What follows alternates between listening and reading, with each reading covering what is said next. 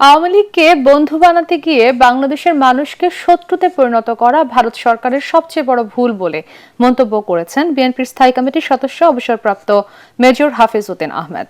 জাতীয় প্রেস ক্লাবে বাংলাদেশ পূজা উদযাপন ফ্রন্ট আয়োজিত অনুষ্ঠানে তিনি এই কথা বলেন।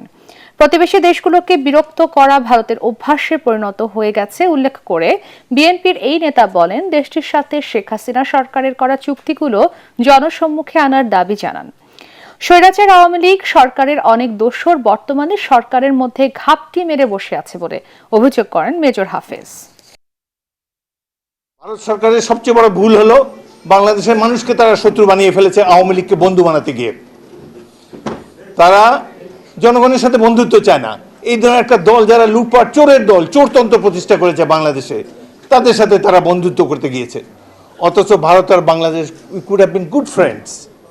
আমরা যুদ্ধ করেছি, ৭১ সালে সাহায্য করেছে, আমি তো কৃতজ্ঞ সেই জন্যে।